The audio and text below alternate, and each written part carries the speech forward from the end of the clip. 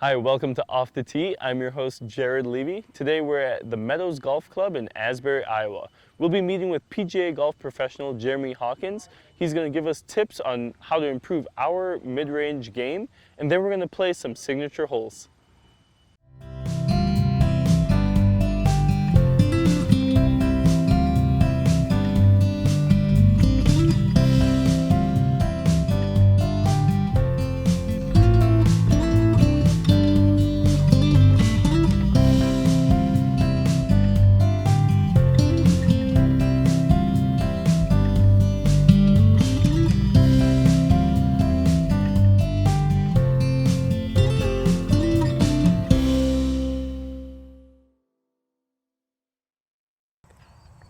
All right, Jeremy, thanks for having us out here at the Meadows Golf Club.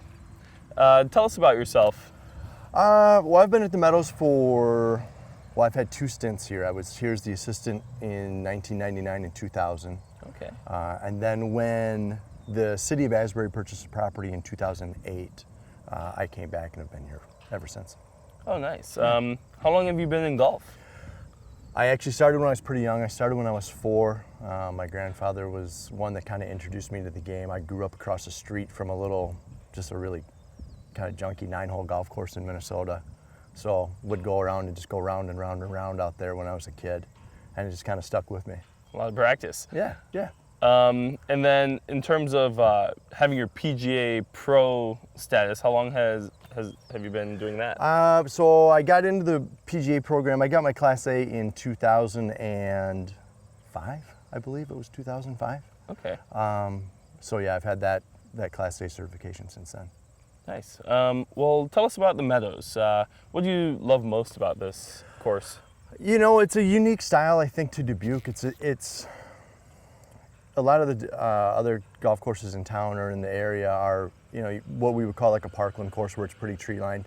We get open, but especially off the tee, you have some open shots, but it doesn't mean it plays easy necessarily. I mean, I think knowing your angles into greens here is huge. And there are a couple holes where, off the tee it looks like it's really forgiving, and if you hit to a side that you shouldn't be on, you're kind of in big trouble. You're in trouble. Yeah.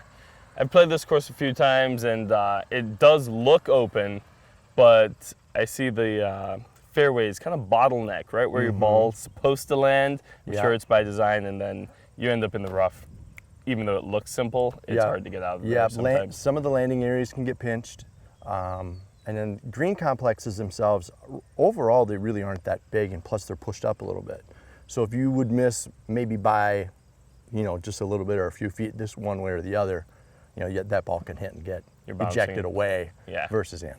What else does the Meadows have to offer in terms of programs or specials? Well, we do programming, and league play is huge for us. And we have a lot of league play Monday, Tuesday, Wednesday, Thursday. So we have that as an option for people who are looking to play after work. Junior program that we run through the Park and Rec department is really successful. We had, I think, 60 kids in that program. Oh, nice. This summer. One thing that we're excited about that we're starting this fall is we're actually starting a bunker renovation project. We're going to break ground on that the day after Labor Day. So bunker renovation, renovating existing bunkers, or you adding bunkers? It'll be a little bit of both. We'll take some away. We'll add a few.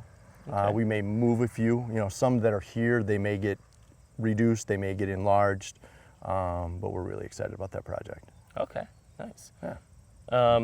And then, do you have any favorite holes on this course? It's a beautiful course. Yeah, I personally like 8. Even though I seem to make a mess of it every time, but I like the way it looks. The 8's one of the few holes where you're on the tee box and everything is right there in front of you. A lot of times when you're hitting into other greens, or a lot of the holes here, you'll have a little bit of up, and it's sometimes tough to see the surface of the green. Yep. 8 is one where you can kind of see everything right there. And I like 16 too. A lot of people really don't like 16 because it's a very demanding approach shot, but I kind of like the challenge of it.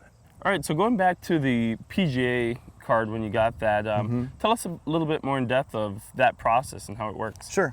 So to get your Class A membership with the PGA of America, there are 3 levels of education that you have to pass.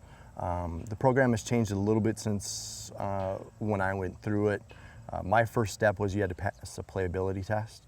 So it was 36 holes, 1 day, and had to shoot X. Okay. You You want to make sure you know it. Right, yeah, you had to be you able can to, at least you play. had to be, yeah, somewhat confident out there. So, went through that process, and then you could register for all your levels. When I was doing it, you know, they would send you like a big box of all your books and whatever. You do all your work, you submit it back to the PGA down in Florida. They would send it, you know, whether you passed, you know, whatever, all your stuff. And then you had to travel down for a week, you do your testing, and then they would introduce the next level, and you'd do that 3 times. All right, so Jeremy, you also offer lessons out Mm-hmm. here. How can people get in touch with you? How often? Tell us more about that. Yeah, so I offer both, you know, individual and group lessons. I do a package of 5, which seems to be a very, very popular option. A vast majority of my students will actually go, you know, that route.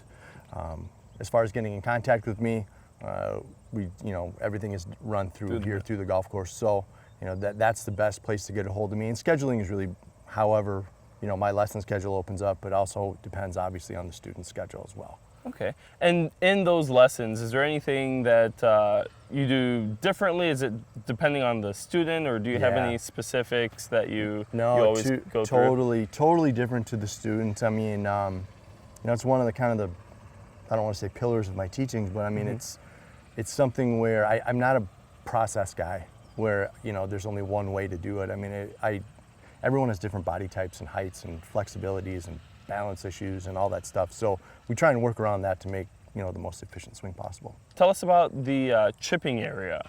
I know you guys have a unique, you know, warm-up area that most other places have putting greens and maybe a driving range, but Meadows has a chipping range. Right. So, you know, we still have a putting green and we have a little bit of a chipping area, but when the Meadows was built in '96, there was a full-length driving range was never put in. And for a long time, we were trying to figure out could we get people to, you know, people still want to warm up.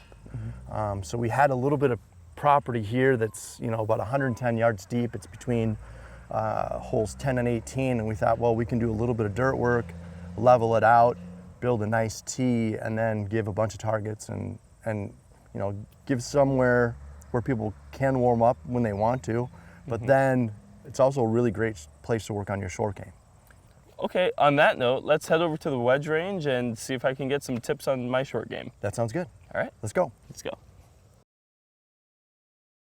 So here we are at the wedge range. Tell us, how do you know, start your lessons typically?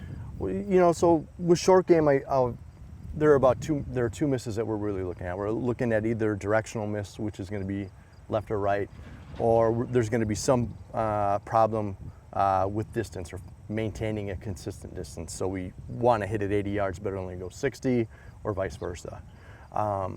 So if we were going to work on yours, what do we need to work on? Well, as a righty, when I tend to miss, it does tend to go to the right. Okay. And then on the other hand, if it's within 85, as you said, that 85 to 60 range, for me, it's the same club. So it's just kind of measuring that feel of how far do I bring it back. I might hit it a little too short or a little too far, depending on the range. Okay. So a little bit of both. Okay. Well, let's get the right taken care of first, and then we can work on distance. Okay. So why don't you go ahead and hit a couple for me? All right.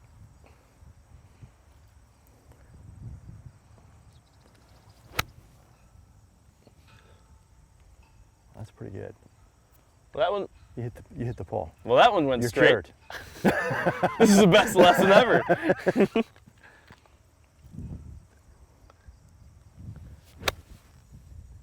So there's a little bit of a right miss. Yep. A little. So that one went right a little bit more. A little bit. So really what's happening is, you know, when you do miss right, and what I see with a lot of my students, a right miss for a right-hander is typically somebody's trying to add loft. So as we add loft into the club, we're trying, you know, make sure that we hit it high, we'll instinctively kind of slide that hand under the grip a little bit, which does add loft to the club, but it also spins it out to the right. So I like to just try and have you stay really square with the right hand. Kind of like that. Yeah. So if you're staying square with the right hand and just let the loft of the club, you know, get the ball up into the air and not worry about forcing it high, you'll hit a lot straighter. Like, that's really good. That one felt really good. Yeah, and actually we even got that one go a little bit left. So, but that was nice and square. Yep. Okay, so then distance control. So really all golf swings, whether they're from putter all the way to driver, there's some rate of acceleration in there, all right? So the golf ball is here, and the club head is the object that hits the golf ball. So the greater the distance I give between club head and golf ball, you know, I increase that rate of acceleration, so I'm gonna get a different distance. The shot will feel the same. I mean, your tempo, timing, rhythm, you know, I want that to be consistent. So don't try to slow it down. No. Too. Okay. And if you find yourself if you find that you do just kind of hit the brakes or you decelerate a little bit, that's usually because the backswing's too long. You could shorten this up and then keep that same move and get a different result. Okay. So like if you were gonna hit one, let's say the red flag is 50 yards. So show me like your 50-yard shot. How would you do that? I think a little bit of what you said, I tried to not swing from back here, but just somewhere in the middle. Whoa. Okay. So that's a good example of a miss too, where still went right. It still went right, but we lost contact. Yeah. It was a little bit of a blade. And what happened was, you know, your takeaway got all the way to here. Well, if you would really accelerate truly from this position, that ball's gonna go 85 yards. It's gone. So right, so now I think we just try and keep it to, if you take your hands about to maybe hip high-ish, about there, and then turn through the shot, you know, we should get a different, okay, better? So maybe a little bit longer from there.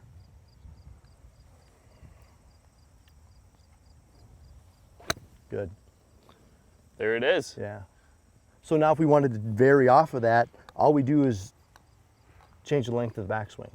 So if all of a sudden we want to go to the green target out there, which I believe is 65 yards, we're just going to lengthen the backswing just a little bit more, but the move is the same. Tempo, timing, rhythm is all the same. Oh, a little mishit again there. But I was a little slow. Don't worry about swinging too fast. So keep your so when I say tempo, timing, rhythm, I mean keep whatever speed is natural to you. Keep it there, because when we shorten this, you know, it'll just automatically be going slower. Okay. Yeah, that's way better. Okay, so we're close. Put a little bit more backswing on that. But yeah, the tempo and on that one, I definitely felt myself trying to slow down and ended up chunking it there. Right. People make the mistake of trying to change distance by changing their speed. That's a good swing there. You know, they try and all of a sudden lose, I guess, you know, again, that rhythm is so important, because if we change that, what happens is we start to see mishits on the bottom. The other thing I'm gonna do is I'm gonna move that ball back a little bit for you. Okay. There's your contact. That's much better. Yeah. Oh, that's the one. Okay. Perfect. That was really good. You know, and we touched on it a little bit, but that ball position, you know, relative to the stance is really important too. So instead of here, so you moved it back. Yeah, move it back. I always want to have the ball, with wedges especially, I like to have them on your center, or on your midline or your spine. We rotate around our spine. The spine really shouldn't be moving left, right, up, down. So if we can just make a nice clean rotation there, if I can put the ball, you know, on that, you know, equal to where your spine is, typically I see contact really improve. There you go. And that's got a good sound to it. Yeah, distance. Yeah. That was a good, clean feeling in that swing. That was a good one. So then change your target. So let's go to that orange one out there. So that's 85. All right, 85. It's a little bit Okay, so more of a swing. Yep, so now you can see here though, Now that ball's up, so move your body that way a little bit. There you go. Now it's in the center. Good. Okay.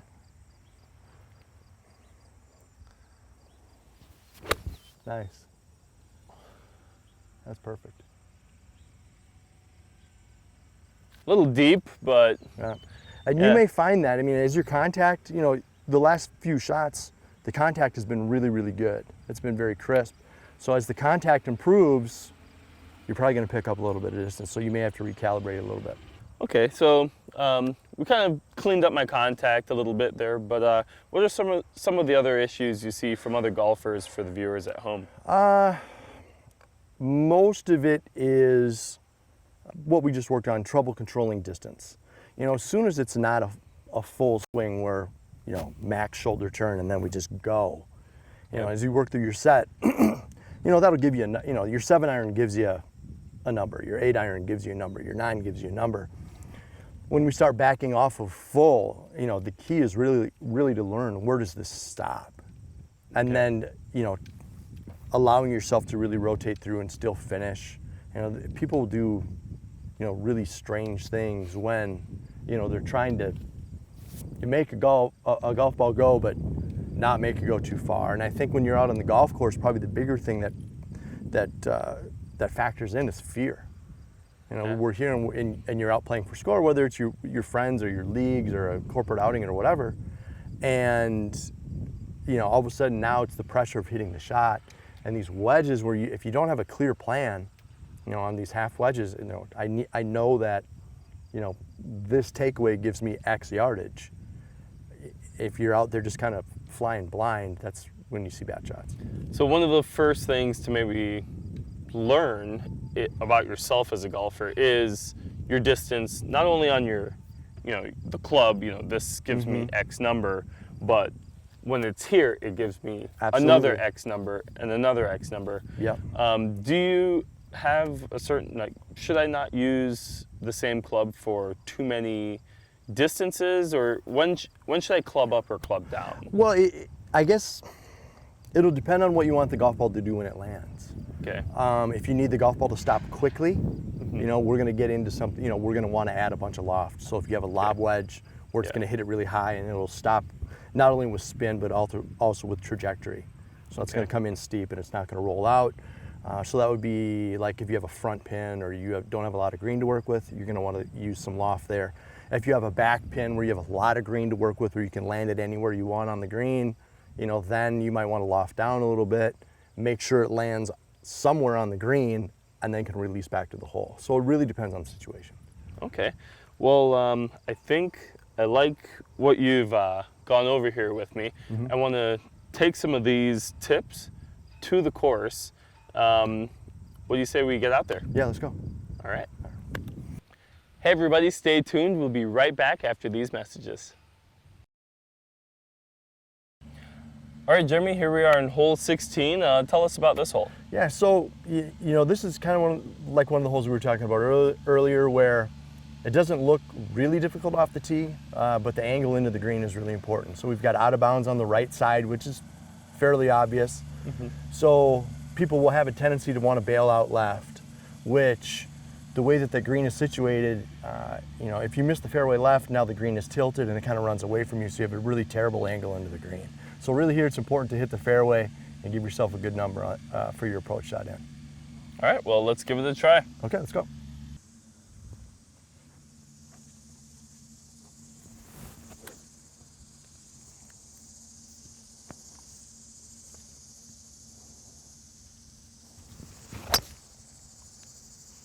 Oh, I might be a little too left.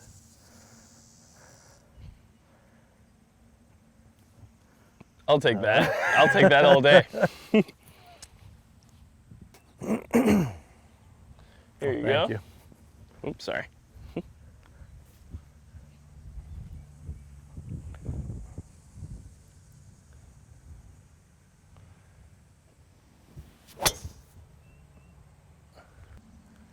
Didn't see it good come shot. down. Good shot. I'll take that. I think we both went a little bit away from the fairway, but You're gonna have a much better angle than I am. Much better angle. All You got about a the good shot in angles. it. That's right. All right, well, here you are, dead center of the fairway. We thought you were going to be left, but you probably got a nice kick. I think I got a good bounce, yeah. Hey, that's what it's all about. What do you have here? We're inside 100. Yep, so I've got, we're probably 95 yards. And, the shot is downhill, so it'll actually play a little bit shorter than that. I've got my sand wedge that goes about 100. But I know, again, I'm going to have to shorten up that backswing a little bit just to take some of that distance out. Kind of what we spoke about earlier. All right, well, I'll step out and watch you do it.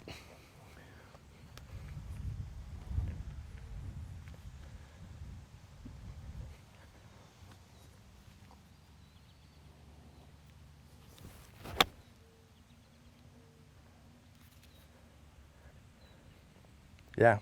Nice and easy. Yeah, so I'm happy there. I mean, here, it's a challenging shot into the green. If I'm on the green, I'm happy. Okay, well, let's get over to mine. All right, let's go. All right, so similar distance to your shot, but I'm in the rough, didn't find the fairway like you did. Well, and here's the deal. You didn't miss by much, and as we look down at the hole, you actually have a lot better angle than I had into this. This green will now open up to you a little bit, so you have more of the green to work with, where I was coming in from more of a little bit of a cross angle. So I would almost prefer to be here than where I was on that left side of that fairway. For angle purposes. Yeah, this is a good angle coming in. Okay. All right, good luck. All right, thank you.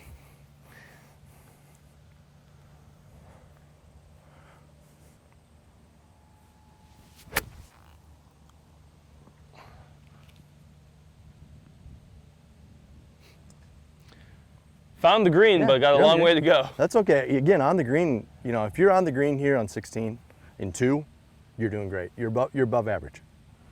I'll take that. All right, so I made it on the green. Long ways to go. Any tips on this putt for me? No, I mean, with a lag putt like this, I mean, obviously, I'm not telling you to miss, but obviously the object is, we would Get just want close. to, yeah, we don't want to bring 3-putt into play. So where we're too cautious and we hit it too short, or we get overly aggressive and we hit it too far, I mean, we want to get it as close as possible. If we can make it, great, but either over aggression or over guarding is probably the biggest mistake that you'll see with lag putts. Okay. Well, I'll just try and get it close and see if I can at least make par. Yeah.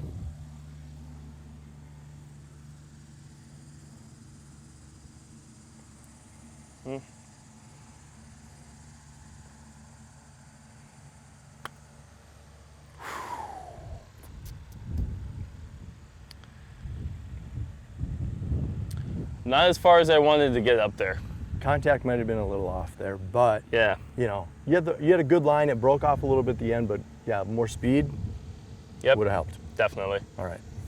All right, so here you have a really good looking, or much better looking birdie putt than I did. Think you can make this? I'm certainly going to try. This is the range where I'm going to try and be aggressive with the stroke, give it a chance to go in. All right. All right. Go ahead.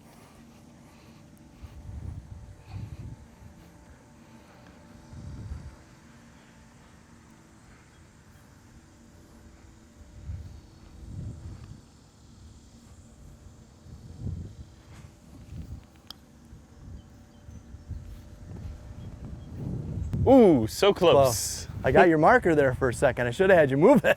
Oh, sorry. I put it there on purpose. It worked.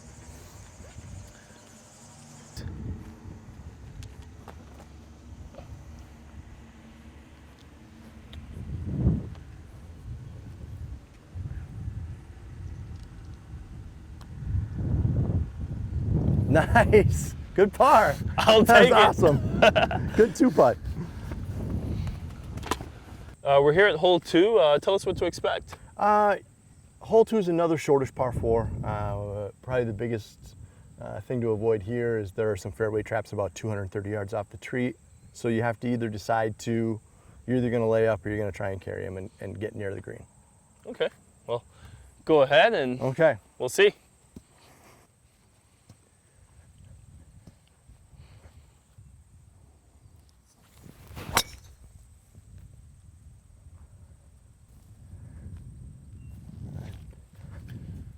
Beautiful. Thanks, I made it. Yep.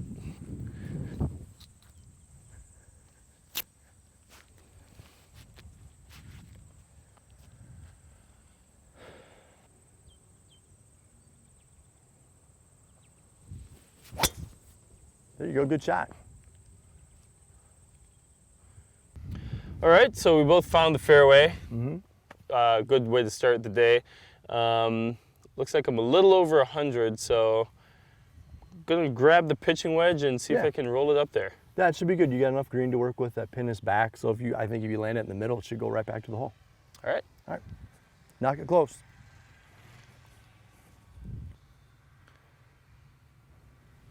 Well, that's gonna be good.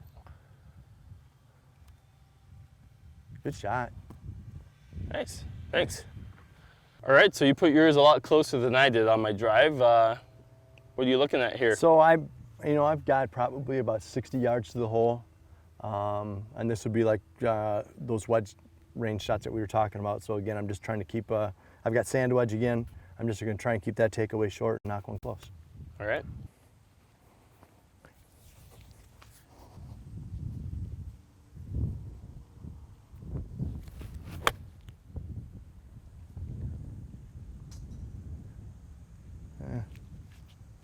A little right, but I'll take it. I think I'm putting still. Yep, you're putting. All right. Looks like it's going a little right to left here. Just gonna try and put it close. If we can get the birdie, All right, I think you can make it. that'd be great. Let's see here. Hold on, baby. Hit it. Seriously. It's a good putt. Good birdie. I never putt like this. That's a great shot. All right, here you go. You have your birdie shot now. Thoughts? Distance control into the green was good. I had a little bit of directional issue. I'm a little bit to the right, so I don't have a really straight putt at it, so hopefully I can curve this one in there. All right. Good luck. Thanks.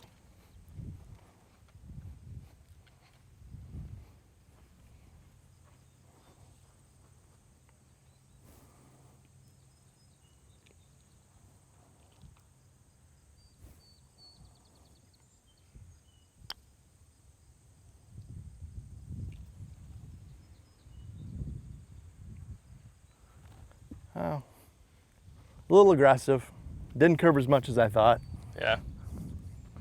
Well.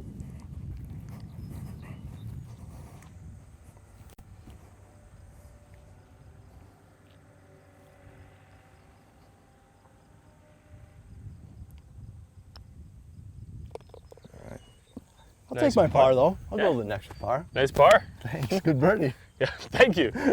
Hopefully I get another one of those by the end of the year. We'll see. I think you will. Jeremy, thanks for having us out here today. Jared, thanks for stopping out. Yeah, it was great.